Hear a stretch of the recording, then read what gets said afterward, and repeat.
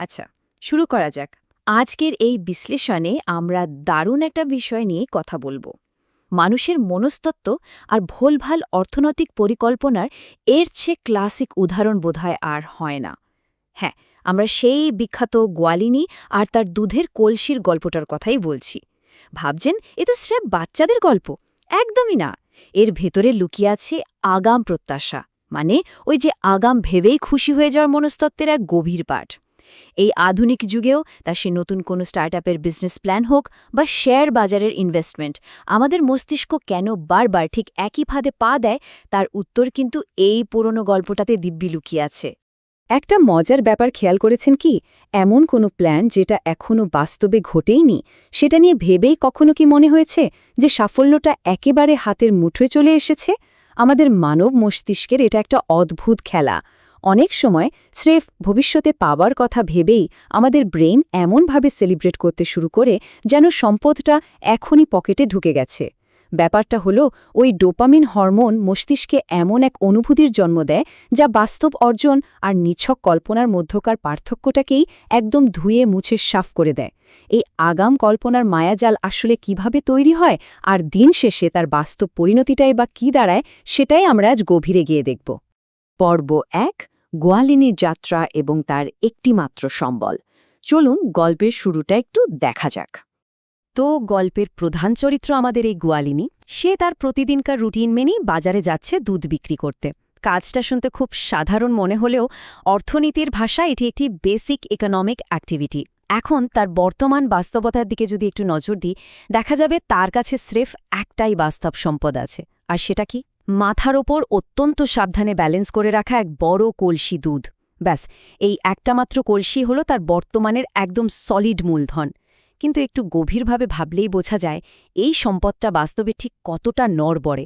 একটুখানি ব্যালেন্স হারানো, একটুখানি ভুল পা ফেলা, আর ব্যাস এই একমাত্র মূলধন নিমেষেই ধুলোয় মিশে যেতে পারে। পর্ব ২, ক্রমবর্ধমান স্বপ্ন এবং তার সেই মাস্টার বিজনেস প্ল্যান। আমাদের মন তো আর শুধু বর্তমানে আটকে থাকার পাত্র নয়, তাই না? মন খুব দ্রুত ভবিষ্যতের দিকে ছুটতে ভালোবাসে। গোয়ালিনীর ক্ষেত্রেও ঠিক সেটাই হলো।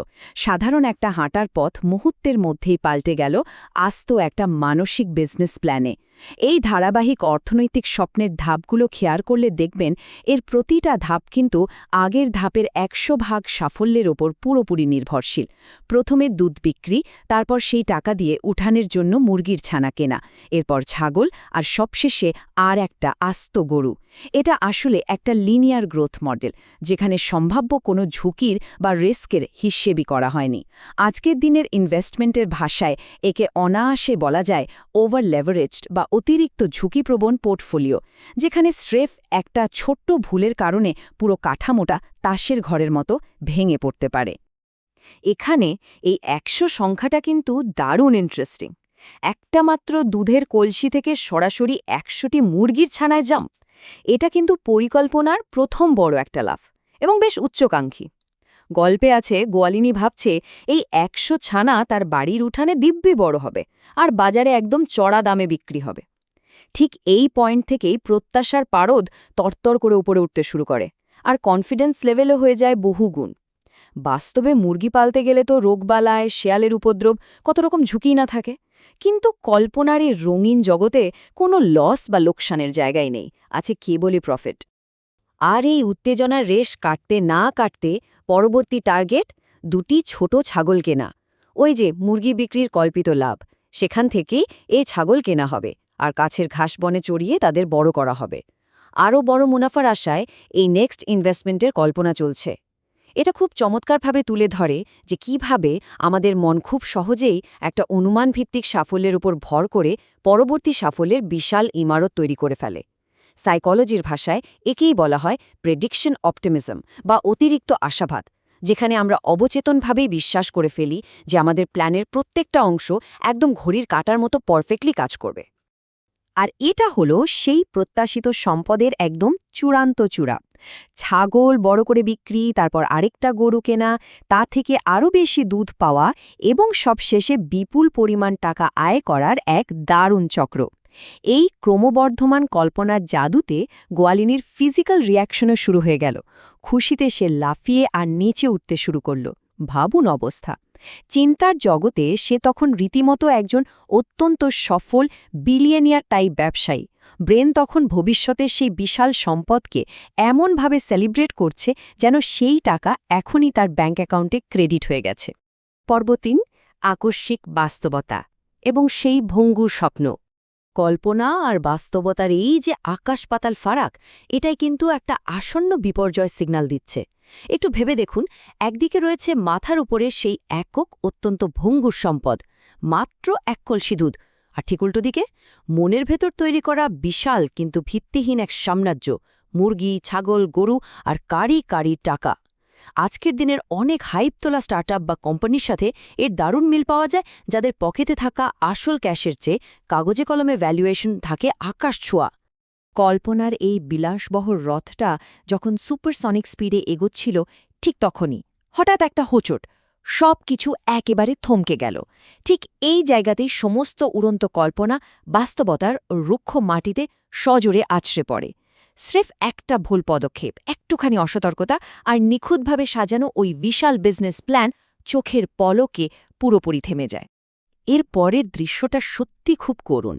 কলসিটা সশব্দে ভেঙে যায় আর সব দুধ মাটিতে ছিটকে পড়ে। এটা কিন্তু শুধু একটুখানি দুধের অপচয় নয়, এটা হলো সেই পুরো কাল্পনিক সাম্রাজ্যের পতন, যা এতক্ষণ ধরে মনের ভেতর তিলে তিলে গড়া হয়েছিল। গোয়ালিনী মাটিতে বসে হাউমাউ করে কাঁদতে শুরু করে, কারণ এখন আর কোনো স্বপ্নই অবশিষ্ট নেই। পড়ে আছে শুধুই শূন্যতা আর একরাশ হতাশা। সাইকোলজিক্যালি দেখলে মস্তিষ্কের জন্য এটা একটা বিশাল সাঙ্ক কস্ট বা নিমজ্জিত ব্যয়। ওই কাল্পনিক সাম্রাজ্যটা বানাতে ব্রেইন যে পরিমাণ ইমোশন আর এনার্জি খরচ করেছিল, সেটা এক মুহূর্তের মধ্যে পুরোপুরি অর্থহীন হয়ে যাওয়ার ফলেই এই তীব্র হতাশাটা তৈরি হয়। পর্ব ৪, এই পুরো ঘটনা থেকে চূড়ান্ত শিক্ষা এবং বাস্তবতার পাঠ। এই পুরো বিশ্লেষণটার সবচেয়ে বড় লেসন বা শিক্ষাটা ওই পুরনো বিখ্যাত প্রবাদটার মাধ্যমে সবচেয়ে ভালোভাবে বোঝা যায়। ডিম ফোটার আগেই মুরগির ছানা গুনতে নেই। এই ঘটনাটা আমাদের খুব শক্তভাবে মনে করিয়ে দেয় যে আগাম প্রত্যাশার পেছনে আমাদের ইমোশনাল এনার্জি খরচ করাটা কতটা বোকামি হতে পারে, আর অবাস্তবায়িত পরিকল্পনাগুলো আসলে কতটা ভঙ্গুর। এটা খুব সোজা ভাষায় আমাদের অ্যালার্ট করে দেয় যে কোনো কাজ পুরোপুরি শেষ হওয়ার আগে সেটার রেজাল্ট নিয়ে 100% কনফিডেন্ট হয়ে যাওয়া বা আগেভাগেই সেলিব্রেশনে মেতে ওঠাটা, যাই বলুন না কেন, মোটেও কোনো বুদ্ধিমানের কাজ নয়। শেষ করার আগে একটা গভীর চিন্তার খোরাক রেখে যেতে চাই। একটু খেয়াল করলেই দেখবেন আধুনিক সমাজের প্রায় প্রতিটি স্তরেই আমরা কিন্তু হরহামেশাই এই একই ভুল করে চলেছি। এমন অনেক ভবিষ্যৎ পরিকল্পনা নিয়ে আমরা মেতে উঠি যার বাস্তব ভিত্তিক খুবই নড়বড়ে। কেউ হয়তো ক্রিপ্টো বা স্টকে সামান্য একটা ইনভেস্ট করেই রাতারাতি কোটিপতি হওয়ার জাল বুনছেন, আবার কেউ হয়তো স্রেফ চাকরির ইন্টারভিউটা দিয়েই প্রথম মাসের বেতনের টাকাটা কোথায় কোথায় খরচ করবেন সেই হিসেব কষতে বসে গেছেন।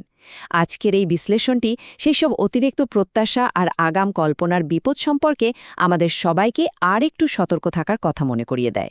বর্তমানের মাটিতে শক্ত করে পা রেখে তবেই ভবিষ্যতের পথে হাঁটার এই শিক্ষা আজও কিন্তু সমানভাবেই প্রাসঙ্গিক।